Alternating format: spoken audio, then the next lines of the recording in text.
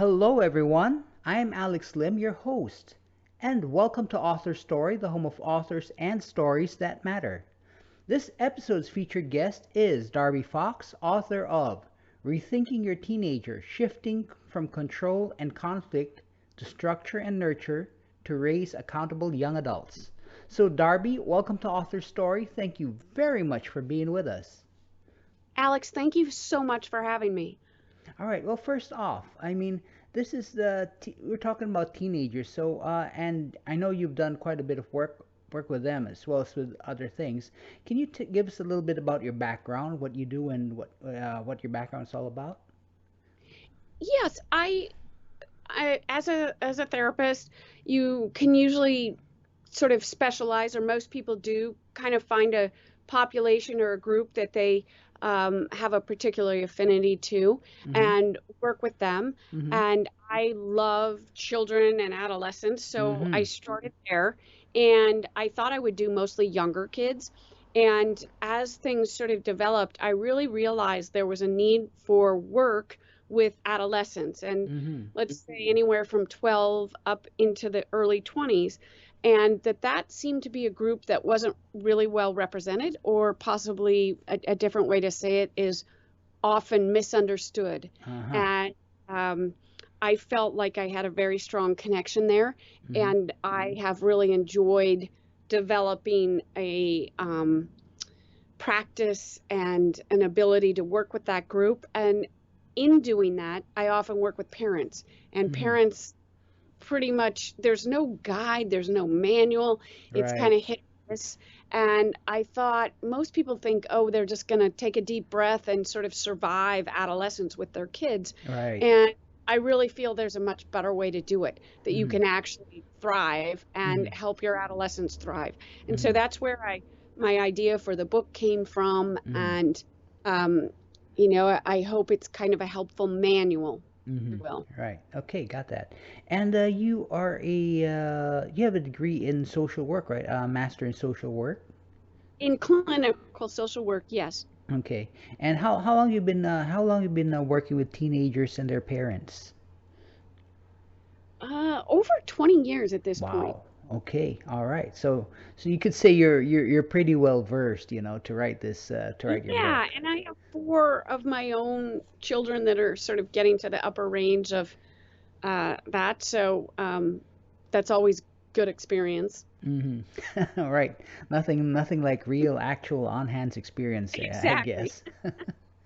It's easy for me to advise other people, maybe not so much my own, but at least I know, some of the trials and tribulations. Right, right. Okay, got that. Okay. All right, so on the topic now, I know this might seem to be, quote unquote common knowledge, but I'd like it defined and out there so we all know what we're talking about. What is the traditional practice when it comes to raising teenagers? I mean, you mentioned that there is no manual out there, at least right now. So, what is Right. so when it comes to raising teenagers? So I think what people typically think is, as we've all been teenagers, we know that that period is kind of wrought with a lot of tricky situations, perhaps Mm-hmm. new situations, risky situations. So I think typically parents think, oh my gosh, I'm going to protect my kids from either doing what I did, Mm-hmm. or, getting in the kind of trouble that I saw or Mm-hmm. my friends got into. So Right. that automatically, when we as people, humans, are afraid or have fear, a natural response is to think, okay, I'm going to control it. Uh-huh. And so with adolescence, it's like, I'm going to control my adolescence and Uh-huh. this won't happen. And that is pretty much the exact wrong way to do it, Mm-hmm. because adolescents are hardwired neurologically, physiologically, to be seeking new experiences and um, gratifying experiences Mm-hmm. through adolescence. Because if you think about it, we're trying to get them ready to be on their own in the world. Mm-hmm. So Mm-hmm. their brain is developing and looking for new circumstances, new experiences that they can kind of take on. Right. So what we need to do, instead of trying to control them, Uh-huh. is to actually have sort of guide them Mm-hmm. by knowing what they're going to be doing, we want to set some pretty strong sort of boundaries, like Mm-hmm. what happens when you do go over this, and giving them sort of the background. We trust that you will be able to make judgments, and when you don't make the correct judgment, we want to let you, there's a consequence, and you actually have to pay that price. Mm-hmm. We've seen too often a lot of parents try, the kid messes up and then the parents yell at them and scream and then take care of the problem for them. And Uh-huh. again, that's not a great model, Uh-huh. because we're trying to teach them to be able to handle things on their own. Right. Okay. So in other words, then there's a major conflict in the way teenagers are. The general practice is of raising teenagers compared to vis-a-vis what they really need. Right. Exactly. They need connection. They Mm-hmm. certainly need guidance and strong boundaries. Sometimes people read that title and they think, oh man, she doesn't think they should, there should be any consequences or discipline. That's Right. actually not true. I think there should be discipline, but we've got to remember discipline actually means to teach. It Mm-hmm. doesn't mean to punish. Mm-hmm. And if you can find that connection, then you go a lot further. You have a lot more um, credence and a lot more buy-in from your adolescents. Like, Mm-hmm. okay, maybe I'll mess up, but I'll figure it out. And where will I go with this? And Mm-hmm. it makes adolescence much easier to survive, if you will, as a Mm-hmm. parent. Right. Okay. All right. I got that. Okay. So I'm sure there are a lot of myths out there. That a lot of people don't even recognize as being myths. They could be misconceptions, stuff like this. What are some of these myths or misconceptions insofar as raising teenagers are concerned? Some of the myths typically are, one of the ones that you always hear is, my teenagers don't care about me. They don't want to hear anything I say. All they care about is their friends. Mm-hmm. And um, that actually is not true at all. They Mm-hmm. care probably more than anybody about what other people think about them. Mm-hmm. And human beings are pleasers by and large. We want to please people. Mm-hmm. So adolescents do they are looking to their peers because they're actually practicing relationships, intimate ones, all kinds of relationships. So Mm-hmm. peers are very important to them, but they also will listen to you if they feel you're not judging them. Uh-huh. They will, if you give them kind of a preview of what you think, or what things might go like, and you give Mm-hmm. them some, okay, if you get in trouble, call me and we'll do this, Mm-hmm. or you give them sort of parameters, then there's a lot more likelihood they will contact you and make that connection, as Mm-hmm. opposed to if you just give them a mandate. Right, right. Okay, so these myths, I mean, and the way raising teenagers commonly practiced, these really are kind of like at odds with what is so.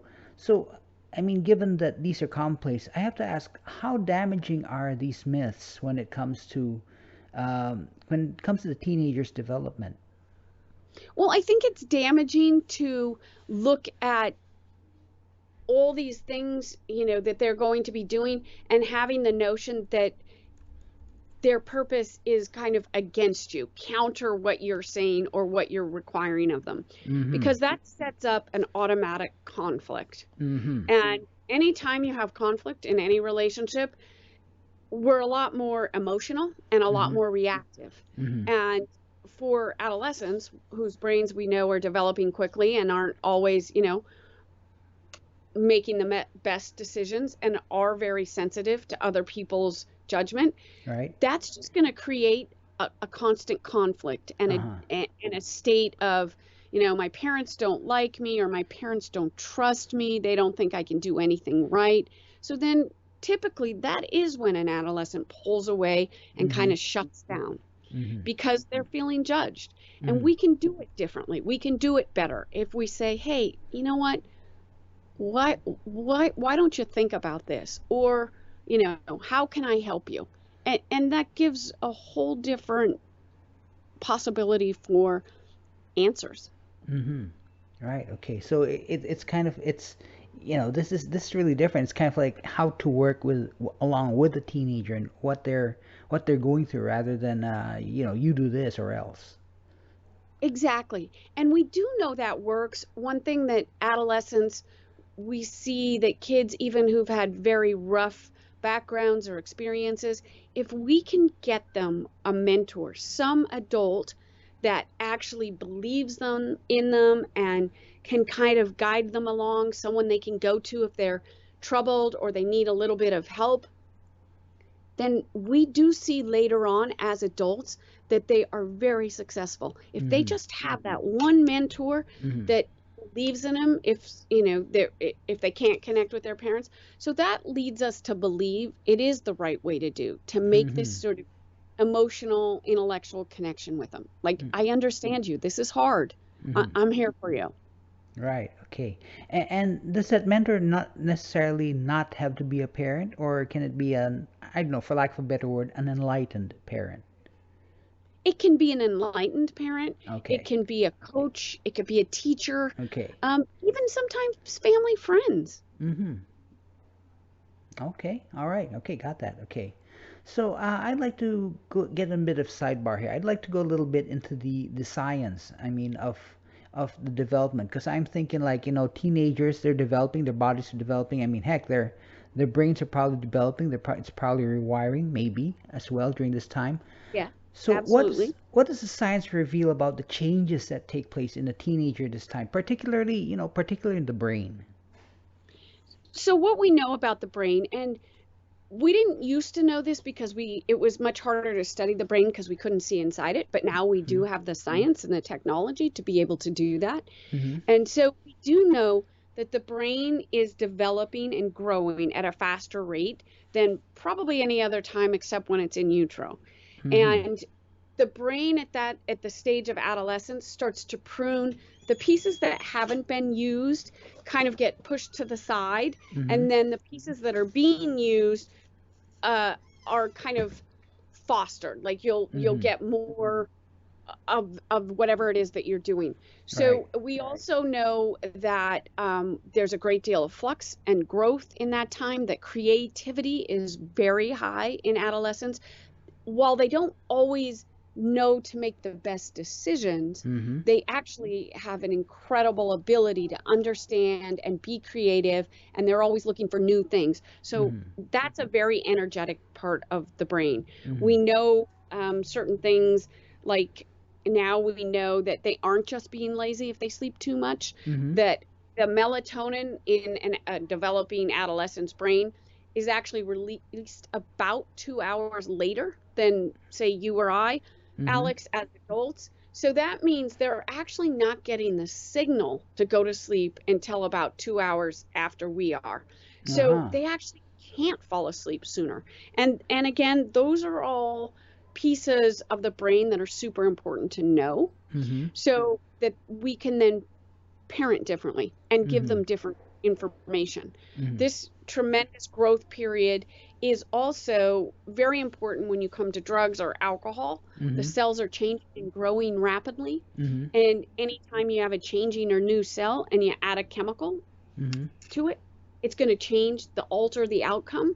And that is one reason um, early use of drugs and alcohol is particularly difficult or problematic Mm-hmm. for adolescents, and certainly can be with continued use. So there are all kinds of pieces like that that we do know Mm-hmm. now that we didn't really used to. Mm-hmm. Right. Okay. And speaking. All right. So this is. I mean, this does have.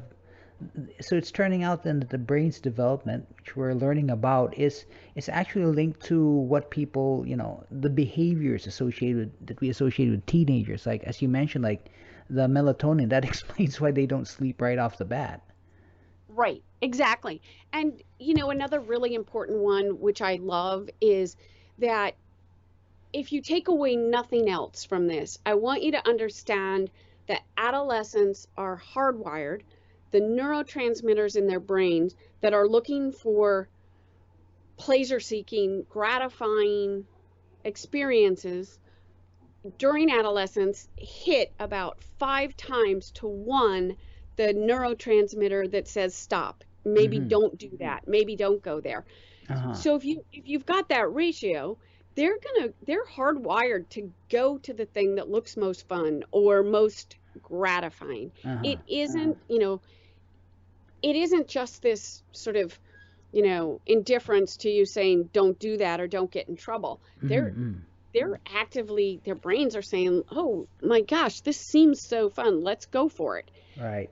They're not really hearing the stop. And Mm-hmm. that's, if we know that, then we can parent differently. We Mm-hmm. can preview situations. We can set it up for them. Mm-hmm. Like, okay, this is why I'm telling you, you don't drive, have the radio on, and be Snapchatting your friends at the same time, Mm-hmm. because this is what's going to happen. Mm-hmm. Those kind of things are very important to do. Mm-hmm. And then also set up, and if you do it, this is the consequence. And Mm-hmm. I'm not really going to rescue you, because then you won't learn about it. Mm-hmm.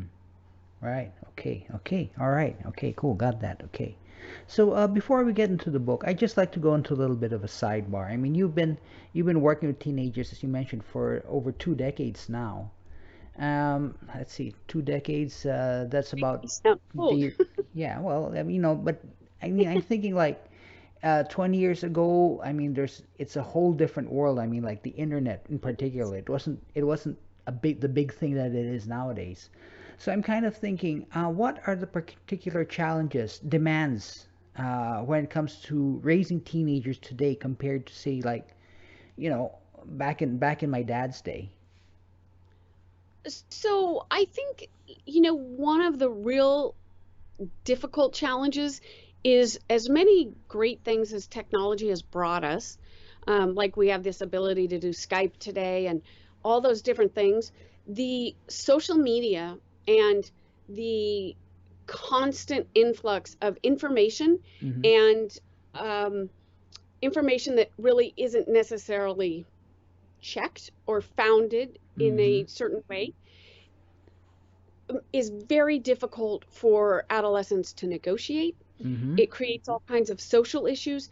And what it has done in sort of an overall sense is, there's an external world, and they are trying to fit into that. It looks so shiny and bright, and they Mm-hmm. want to look great and do all the connections.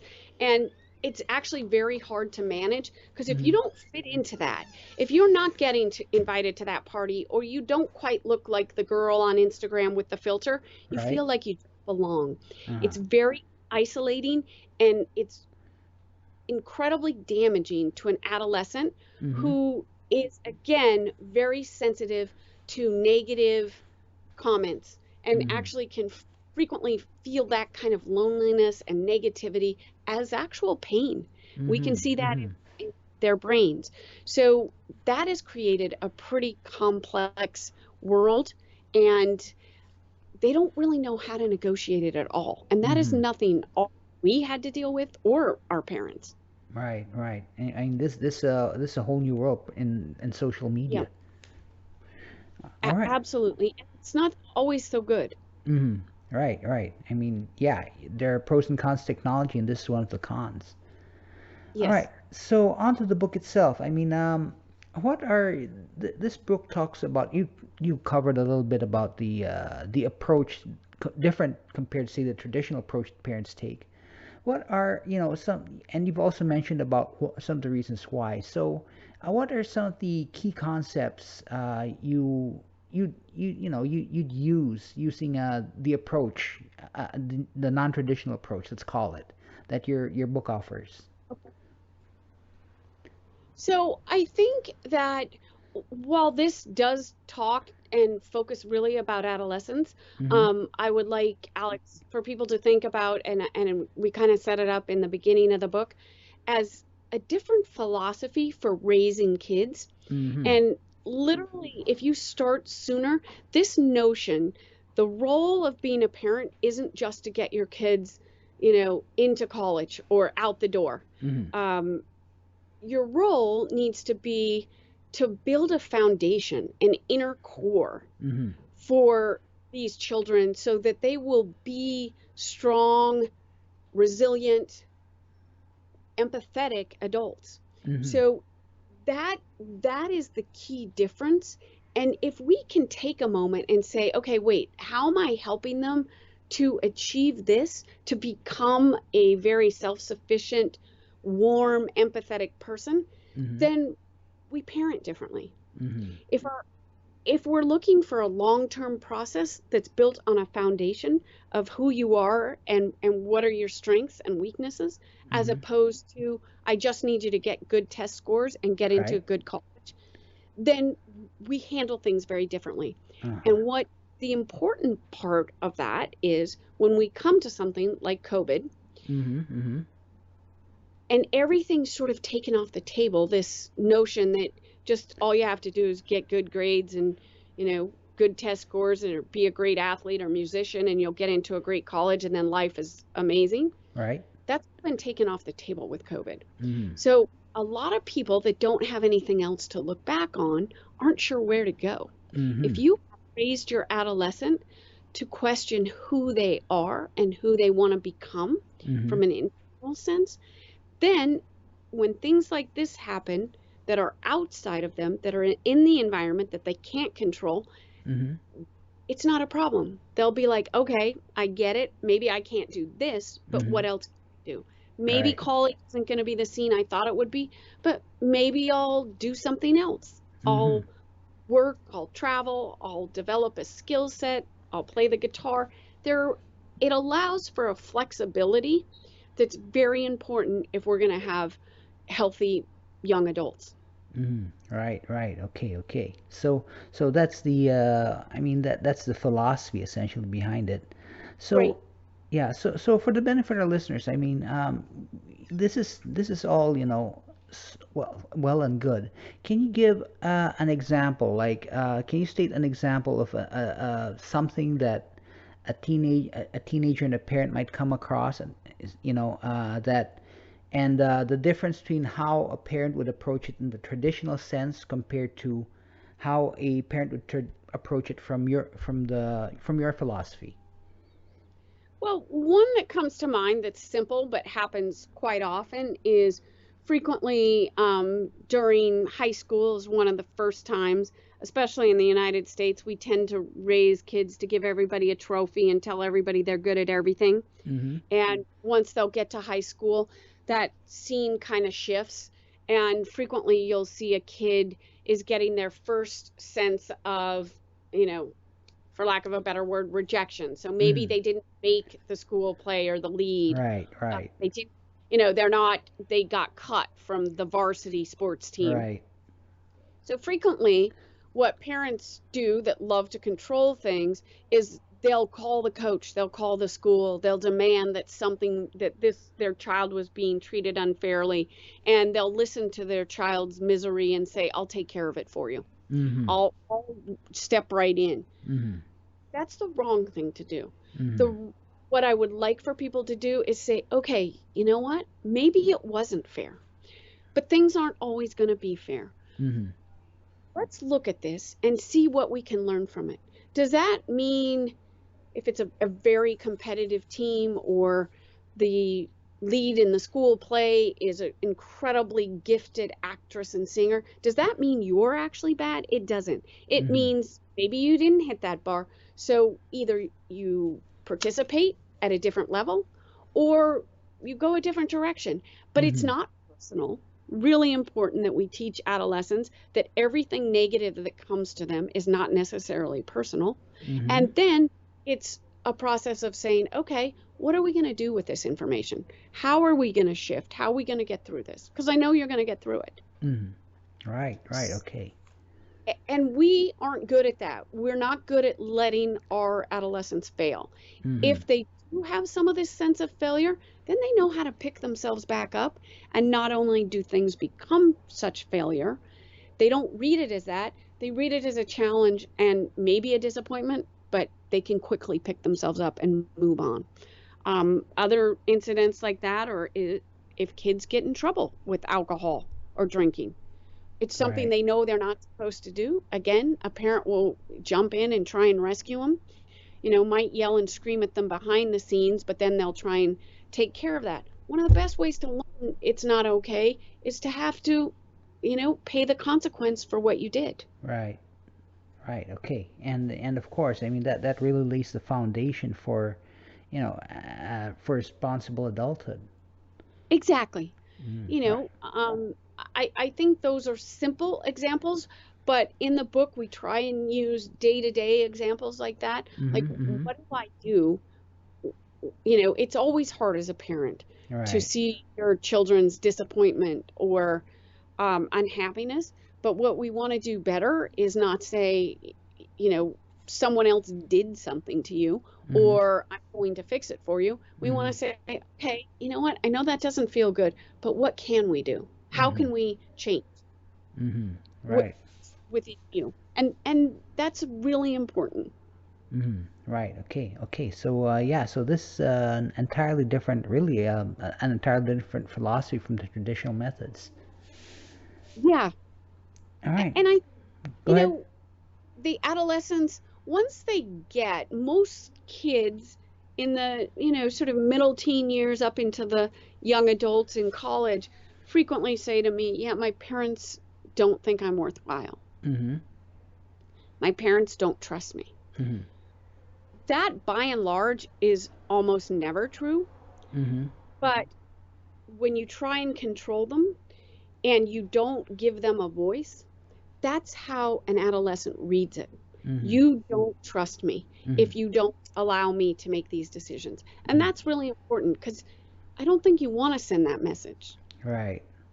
Right. I mean, in the end, parents just want the best for their kids. I mean, Exactly. right. Okay.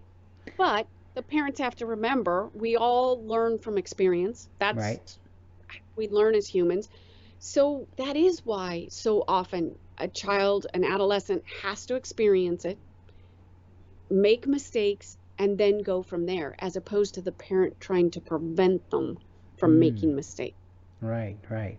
So this what you just mentioned reminds me of a quote I once read somewhere like, "Good judgment is a product of experience, and experience is a product of bad judgment." Something like that.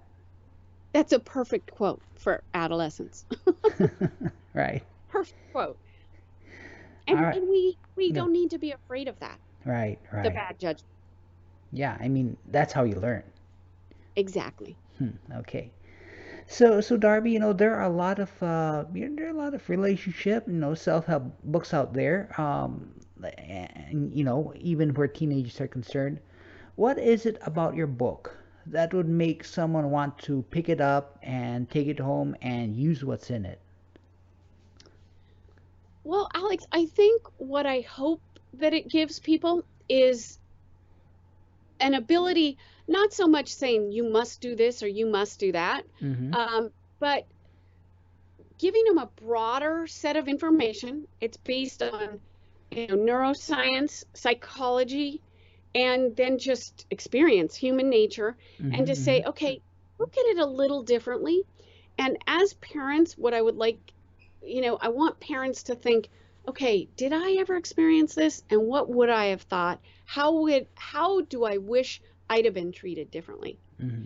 And if we can take that minute to reflect on our own experience, it gives us a lot broader ability to respond and to adjust. Mm-hmm. And if you do that, your kids will feel that. They'll Mm-hmm. feel like you trust them Mm-hmm. and they'll feel like they matter to you. Mm-hmm. And in doing that, you will get just a much stronger bond, but Mm-hmm. also a much happier adolescent. Mm-hmm. Right. Okay. All And right. I think that that's what I would like people to look at, this different approach. We don't have to control because no human likes to be controlled. Right. Right. All right. Okay. Got that. Okay. So, Darby, we're winding down this interview. So, in the last minute or so, are there any words of wisdom you'd like to share, maybe to inspire listeners? What I would love for them to do, because so love this age group of people to work with, Mm-hmm. what I would the most inspiring thing I could say is ask your kids, ask Mm-hmm. their opinion, listen to their responses. Mm-hmm. They are so bright and so creative and really pretty empathetic. Mm-hmm. And parents don't ask, well, what do you think about this? Mm-hmm. How would you do it differently? Mm-hmm. Really important questions. Mm-hmm. All right. Okay. Got that. Okay. Cool. Okay. All right then. So great words right there. And so in closing, our guest is Darby Fox. Her book is Rethinking Your Teenager, Shifting from Control and Conflict to Structure and Nurture to Raise Accountable Young Adults. And you can find this book on Amazon. So, Darby, it was a lot of fun speaking with you. Thank you very much for being on Author Story. Alex, thank you so much for having me. You're welcome. So everyone check out Rethinking Your Teenager, and as well go right ahead and hit that subscribe button to check out all the people and stories we have on this channel. So catch you guys next time on Author Story, the home of authors and people with stories that matter.